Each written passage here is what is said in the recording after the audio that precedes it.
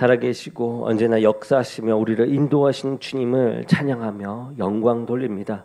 우리들의 삶 자체가 주를 위한 삶이 되게 하시고 우리들의 삶 가운데 나타나는 역사들이 주를 나타내는 역사들이 되게 하여 주시옵소서.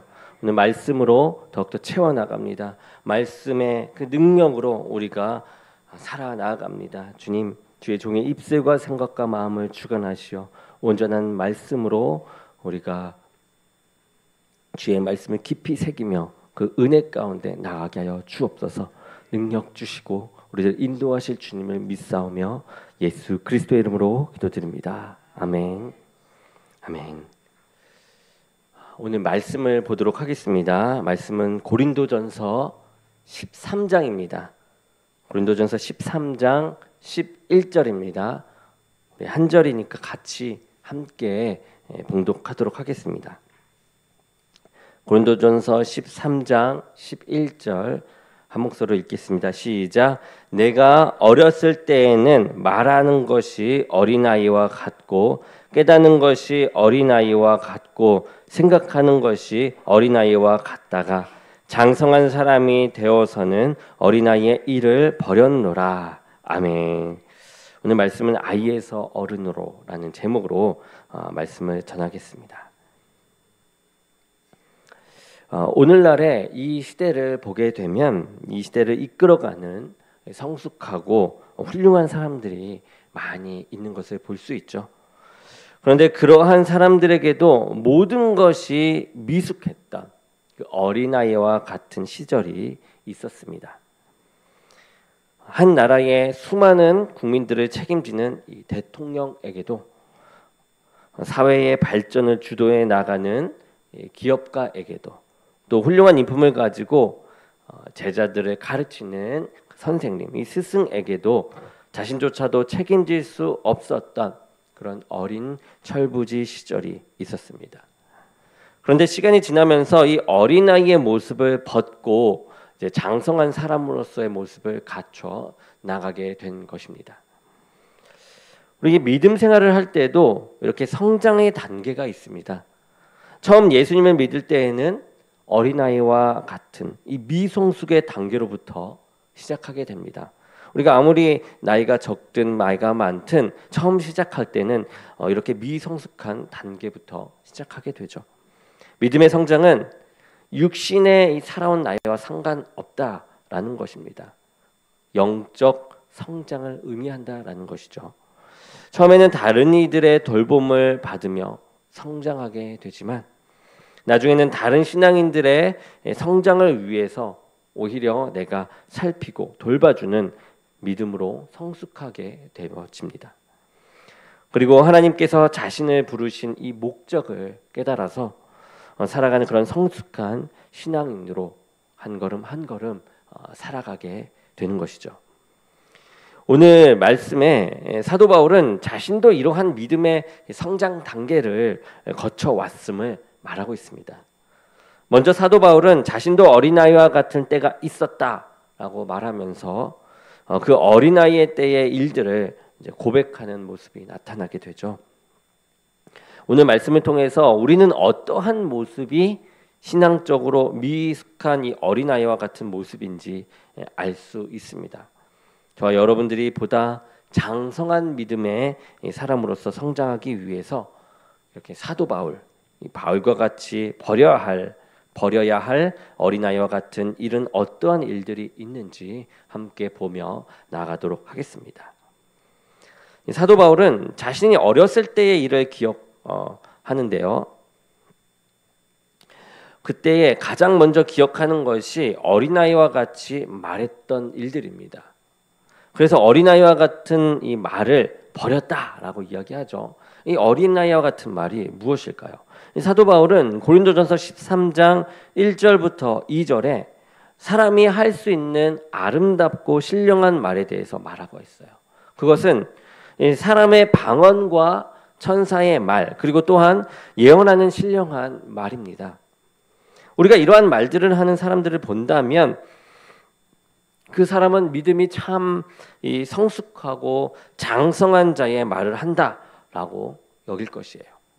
그런데 사도 바울은 그렇게 말하고 있지 않습니다. 아무리 듣기에 신령한 말을 한다라고 할지라도 그 안에 무엇이 없으면, 사랑이 없다면 그것이 성숙한 신앙인이 아니라 한낱 소리나는 구리, 울리는 꽹과리와 같은 소음과 같은 말이 될 수밖에 없다라고 말을 합니다. 이 고린도 교회의 문제 중에서의 하나가 은사에 관한 것이었어요. 교회의 영적인 은사를 받은 이들이 많았습니다. 많아졌죠. 방언도 하고 예언도 합니다. 말들은 너무나도 잘합니다. 그런데 문제는 그것으로 인해서 사람들이 교만해지게 되었다라는 것입니다. 그리고 그로 인해 분쟁이 일어나게 되었습니다. 자신이 받은 이 은사가 더 귀하고 중요하다고 주장하면서 교회 안에서 다툼을 일으켰습니다. 신령한 말을 하지 못할 때에는 그러한 일이 없었는데 도리어 성령의 은사를 받은 후에 교회가 더욱 시끄러워지는 것입니다.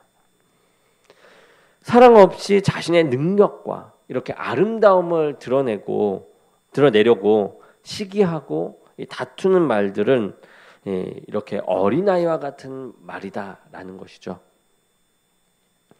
예수님의 제자 중에 사도 요한은 예수님의 사랑을 받은 제자요 사랑의 사도라라고 알려져 있습니다. 그런데 요한에게도 어린아이와 같이 말하던 때가 있었어요. 누가복음 9장에 보게 되면 예수님과 이 제자들이 갈릴리에서 이 예루살렘으로 향하여 가고 있었습니다.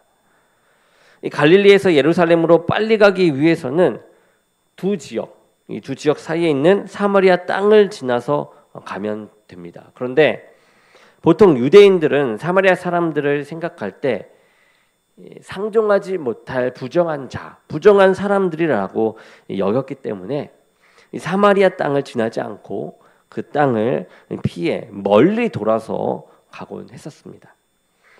그런데 예수님은 제자들과 함께 이 사마리아 지역을 지나가시게 된 것이에요.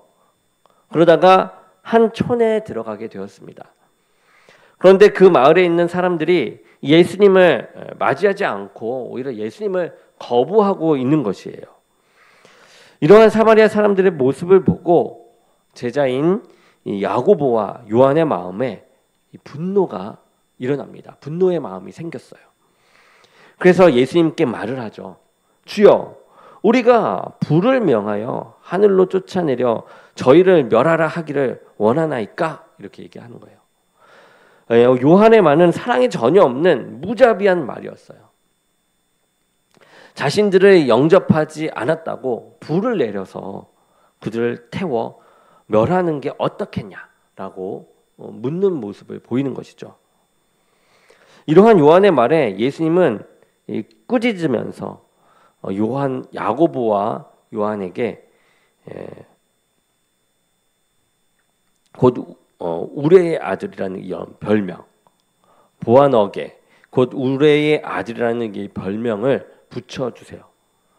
그러니 보아너게라는 이 별명은 요한이 어린아이와 같은 말을 할 때 가졌던 그런 별명이 되는 거죠. 하지만 이 사도 요한이 장성한 후에는 그러한 말을 버렸습니다.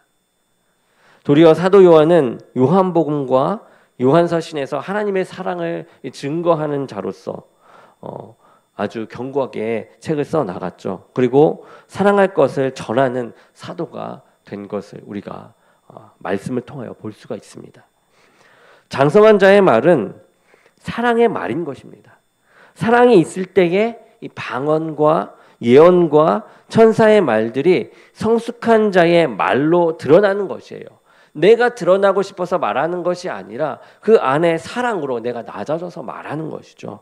장성한 자의 말은 사랑을 가지고 상대방을 이해하고 배려하며 말하는 것입니다. 내가 절대 드러나지 않아요. 그가 드러납니다. 하나님의 영광이 나타납니다. 상대방의 사정을 살피고 말하는 것이에요. 내가 원하는 말이 아니라 사랑을 가지고 상대방에게 유익이 되는 말을 하는 것입니다. 이것이 믿음이 장성한 자의 말이 되는 것이죠.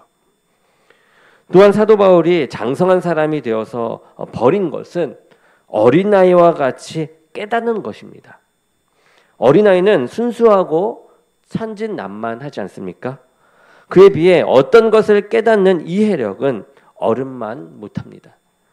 그래서 그저 눈에 보이는 현상에 의존해서 해석하기 때문에 때로는 잘못된 판단을 내리기 쉽게 되죠.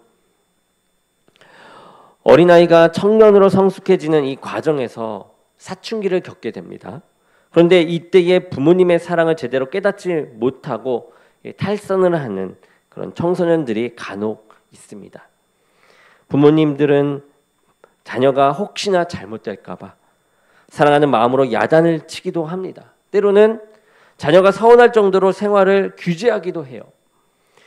매를 들기도 합니다. 자녀들 중에는 그것이 못마땅하고 부모님이 자신을 미워한다라고 생각하기에 부모에게 반항하고 가출을 하기도 합니다. 그 안에 있는 사랑을 보기보단 겉에 있는 나오는 그런 모습에 그 부모의 마음을 이해하지 못했던 모습이 나오는 것이죠. 그런데 나중에 이 장성한 사람이, 이 아이가 장성한 사람이 되어서는 그것이 부모님의 사랑이었음을 바로 뒤늦게 깨닫게 되는 것이죠. 믿음 생활에 있어서도 우리는 어린아이와 같이 깨닫지 못할 때가 있습니다. 눈에 보이는 현상을 가지고 피부에 느껴지는 경험을 가지고서 하나님의 온전하신 사랑과 이 선하심을 깨닫지 못하고 오해할 때가 있습니다. 이 메리 스티븐슨이라는 사람이 있는데요. 이분이 쓴 글이 있습니다. 모래 위의 발자국이라는 글이 있습니다. 제가 읽어드리겠습니다. 어느 날 나는 꿈을 꾸었습니다. 꿈속에서 나는 주님과 함께 바닷가를 거닐고 있었습니다. 하늘 위로는 내 인생의 여러 순간들이 마치 영화의 한 장면처럼 지나가고 있었습니다. 나는 각 장면마다 두 사람의 발자국이 모래 위에 새겨져 있음을 발견하였습니다. 그중 하나는 나의 것이었고 다른 하나는 주님의 것이었습니다. 내 인생의 마지막 장면이 나와 주님에게서 사라지려는 순간 나는 모래 위에 남겨진 발자국들을 뒤돌아 보았습니다. 내 인생의 행로에서 여러 번 오직 한 사람의 발자국만 남겨져 있음을 발견하였습니다. 그리고 그런 일이 내가 매우 슬프고 괴로울 때 일어났다라는 것을 알았습니다. 이러한 사실로 인해서 너무나 괴로웠던 나는 주님께 물어보았습니다. 주님께서는 내가 너와 함께하리니 너는 항상 나를 따를지어다 이렇게 말씀하셨잖아요. 그런데 내 인생의 가장 어려웠던 시절을 돌이켜보니 오직 나의 발자국만 남겨져 있더군요. 어느 때보다도 주님이 필요했던 바로 그때 어찌하여서 주님은 내 곁을 떠나셨는지 나는 정말로 이해할 수 없습니다. 이렇게 주님께 이야기했습니다. 그러자 주님께서 대답을 하셨어요. 사랑하는 나의 아들아, 나는 너를 누구보다 사랑한단다.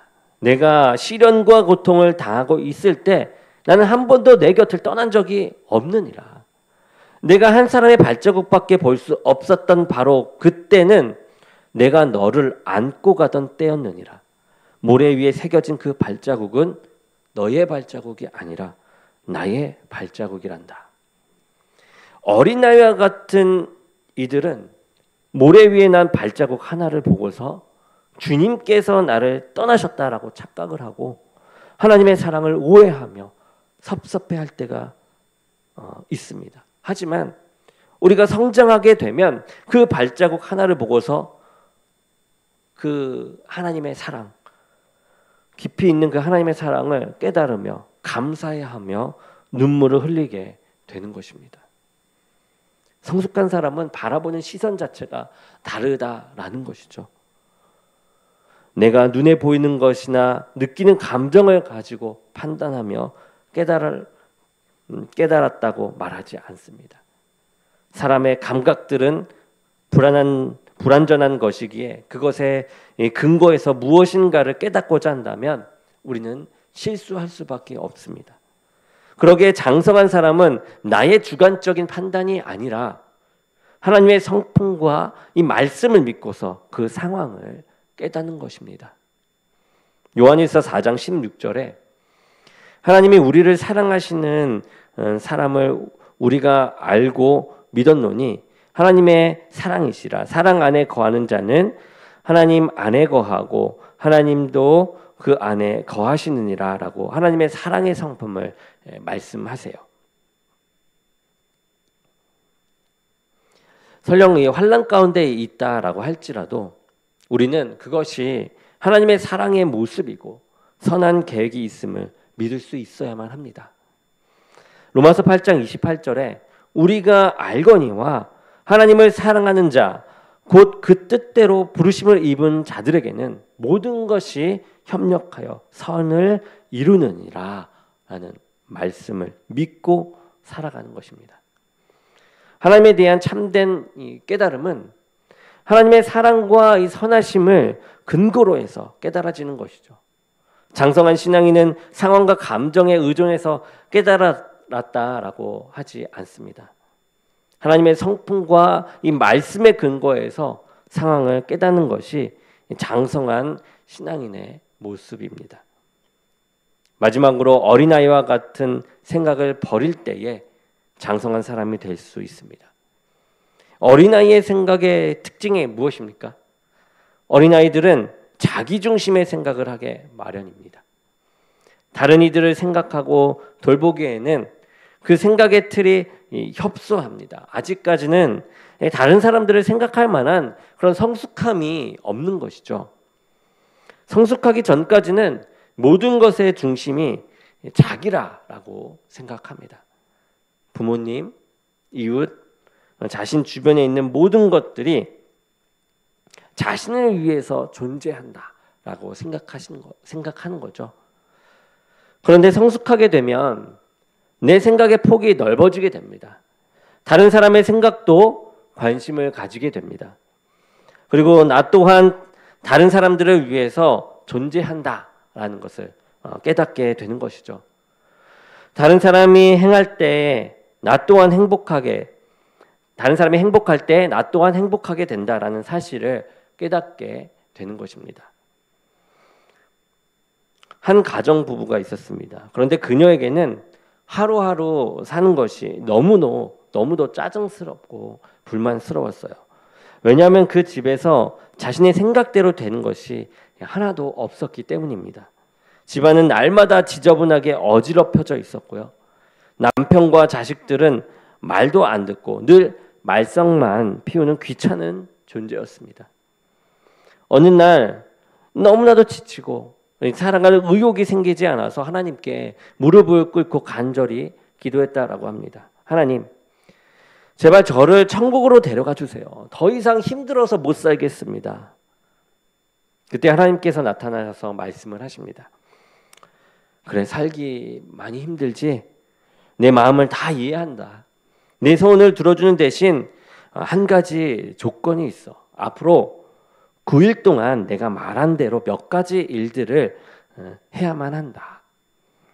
그 여인은 그 말이 반가워서 그렇게 하겠다라고 동의를 합니다. 그리고 하나님께서 그 여인에게 말씀을 하십니다. 애야, 집안이 너무 지저분한 것 같은데 내가 죽은 후 사람들이 와서 보면 너가 너무 창피하지 않겠니? 그래도 마지막 정리를 잘하고 갔다라는 말을 듣도록 집안을 깨끗하게 청소 좀 해두렴. 이야기를 들은 후 며칠 동안 그녀는 열심히 집안 청소를 했습니다. 그렇게 3일이 지났어요. 3일 후에 하나님께서 다시 오셔서 말씀하십니다. 애야, 애들이 마음에 걸리지 않니? 내가 죽은 후에 아이들을 너를 기억하면서 살 텐데 엄마가 자신들을 사랑했다라는 그런 좋은 기억은 만들어 주어야 하지 않겠니? 힘들겠지만 앞으로 3일 동안만이라도 아이들을 최고로 사랑해 주렴. 그 말을 들은 여인은 또 3일 동안 최선을 다해서 아이들을 사랑해 주었습니다. 그렇게 또 3일이 지나고 하나님께서 다시 찾아오셨습니다. 이제 갈 때가 3일밖에 남지 않았구나. 이제 마지막으로 해야 할 일을 말해줄게요. 너 남편 때문에 상처 많이 받고 많이 미워했지? 그래도 장례식 때 참 좋은 아내였는데 라는 말은 들어야 하지 않겠니? 이제 남은 3일 동안 남편에게 최대한으로 친절하게 대해줘봐. 그 여인은 마음에 내키진 않았습니다. 그렇지만 천국에 빨리 가고 싶어서 이 3일 동안 최대한으로 남편에게 친절을 베풀었습니다. 다시 3일 후에 하나님께서 그녀에게 찾아오셔서 이제 말씀하십니다. 이제 딸아, 천국으로 갈 시간이 다 되었구나. 그런데 가기 전에 내 집을 한번 돌아보려무나. 이 여인이 자신의 집을 이제 돌아보게 됩니다. 돌아보니 그 전과 너무 달라져 있는 모습을 보게 돼요. 더러운 집구석은 깨끗하게 변해 있어서 보기 좋았습니다. 아이들의 얼굴에는 행복한 웃음이 있었고 남편은 자신을 향해서 사랑스러운 얼굴로 바라보고 있었습니다. 이 여인은 자신의 집을 보면서 내 집이 바로 천국이로구나 라는 생각이 들었습니다. 그 여인이 하나님께 물었습니다. 하나님, 우리 집이 어떻게 이렇게 변했죠? 하나님께서 말씀하십니다. 지난 9일 동안 너가 만든 거란다. 그때 여인이 말합니다. 하나님, 그러면 이제부터 우리 집을 천국으로 만들어가며 살아볼래요. 믿음 생활할 때에도 나를 중심으로 해서 뭐든지 해주기를 바랄 때가 있어요. 처음 믿음 생활하는 단계에서는 그럴 수밖에 없습니다. 그럴 수 있어요. 하나님이나 주위 사람들이 자신이 생각하는 대로 살아주기를 원합니다. 하지만 믿음의 성숙이 있게 되면, 믿음이 성숙해지게 되면 나의 생각이 아니라 하나님의 생각에 대해서 관심을 갖게 되고 주님의 뜻하신 대로 살아가고자 합니다. 행동하여 움직이게 되는 것이죠. 그 뜻에 따라서요. 그리고 주님의 뜻대로 살아가는 것을 내 삶의 진정한 가치로 여기고서 살아가게 됩니다. 그래서 나의 이기적인 생각은 버리고 하나님의 생각에 맞게 다른 이들을 생각하며 살아가는 삶을 살아가게 됩니다.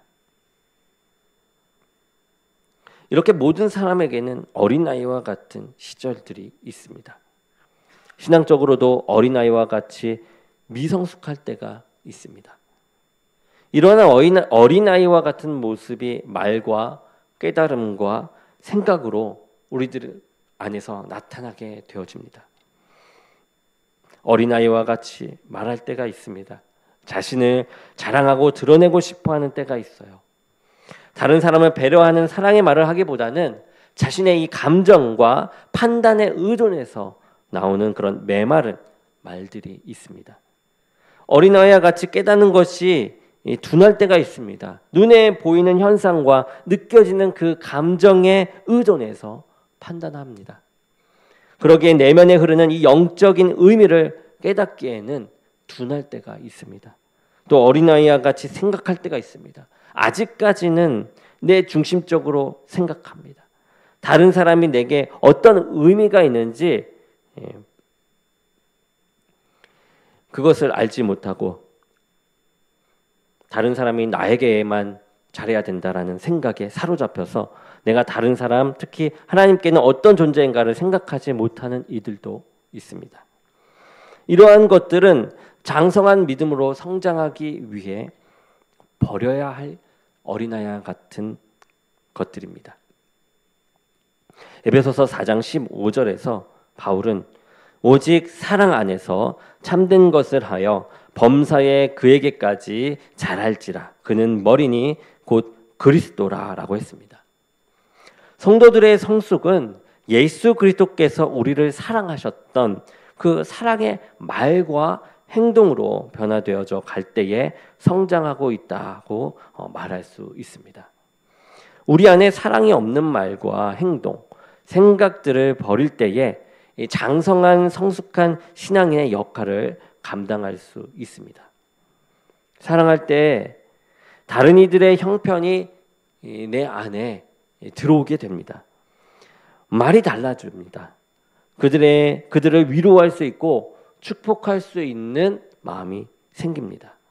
장성한 자의 말을 할 수가 있게 되어집니다.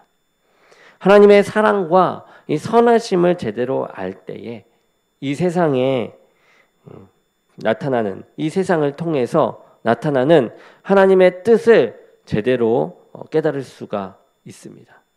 심지어 나에게 오는 이 시련과 환난도 하나님의 은혜요, 사랑임을 우리가 깨닫게 되는 것입니다. 내 중심이 아니라 하나님 중심으로 생각할 때 장성한 일을 감당할 수가 있습니다. 하나님의 뜻대로 살아가는 것을 통해 삶의 가치를 깨닫고 살아가는 것입니다. 간절히 원하는 것은 우리 교회에 장성한 자가 많아서 어린아이와 같은 이들을 그리스도의 사랑으로 능히 돌볼 수 있을 뿐만 아니라 이 하나님의 뜻을 거뜬히 감당할 수 있는 성숙한 성도요, 교회가 되는 우리 교회 저와 여러분이 되기를 주님의 이름으로 간절히 축원합니다. 아멘. 기도하겠습니다. 사랑의 주님, 감사합니다. 오늘 또 말씀으로 우리가 어린아이와 같은 모습을 찾아 나아갑니다. 그리고 장성한 자의 모습을 갖춰 나아갑니다. 주님, 역사하여 주시옵고 더욱더 주의 사랑을 깨닫게 하여 주시옵소서. 그 사랑만이 우리들을 영적으로 더욱더 성숙되어지고 하나님 앞에 나아갈 참된 자녀로 성장할 수 있음을 우리가 고백합니다. 이끄시고 인도하시고 붙잡아 주시옵소서. 예수 그리스도의 이름으로 기도드립니다. 아멘.